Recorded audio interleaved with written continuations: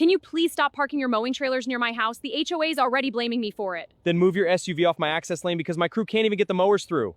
Park your lawn trailer somewhere else, or I'll make sure your business disappears from this neighborhood. Then move your SUV tonight, because tomorrow morning, it becomes part of the landscaping. The HOA president laughed in his face when he asked her to move her luxury SUV off the mowing lane beside his property. She smirked and said, "I run this neighborhood. I park wherever I want." What she didn't know was that the man she mocked owned one of the biggest lawn care and landscaping companies in the county. Before we get into the story, comment and tell me what city you're watching from. His name was Alex. For over 12 years, he had built a successful lawn care and landscaping business from the ground up. He specialized in high-end turf restoration, irrigation systems, decorative stonework, and commercial mowing contracts. 3 years earlier, he bought a large corner property specifically because it had enough space for his enclosed mowing trailers, zero-turn mowers, mulch deliveries, and equipment access lane.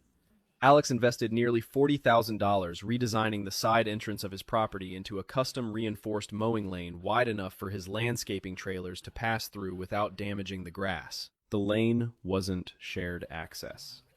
It wasn't HOA property. It was 100% private land. For a while, everything was peaceful. Then Linda moved in next door. Linda wasn't just another neighbor. She was the newly elected HOA president, and the tiny bit of authority completely changed her personality. She walked around the subdivision like she owned every blade of grass in the neighborhood. She handed out violation notices over mailbox paint shades, lawn edging height, and flower bed symmetry. Then she bought a brand new white luxury SUV. Her garage was packed with storage bins and old furniture, so instead of cleaning it out, she started parking beside Alex's mowing access lane under the shade of his giant oak tree. At first, Alex thought it was temporary. It wasn't. For an entire week, every time he came home from work, Linda's SUV was sitting directly across the lane his mowing trailers used to access the backyard equipment area. Twice, his crew had to unload commercial mowers in the street because they couldn't fit through the entrance. Finally, Alex walked over to her house. "Linda," he said calmly, "I need you to move your SUV. You're blocking my equipment access lane. That's private property." Linda leaned against her doorway, holding an iced green drink, staring at him with a smug little smile. "Oh, Alex, relax," she said.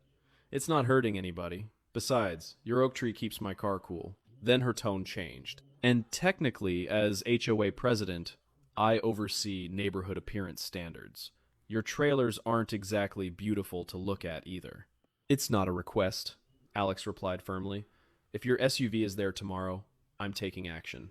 Linda laughed directly in his face.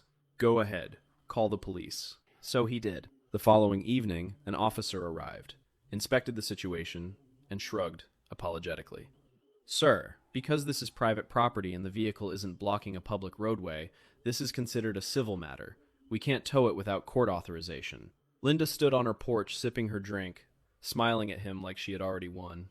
Alex said nothing. But that night, inside his office workshop, he spread out his property surveys, irrigation blueprints, and landscaping permits across the table. Slowly, a grin appeared on his face. Linda's SUV was parked entirely on his land, and suddenly Alex realized he didn't need a tow truck. He needed landscaping equipment.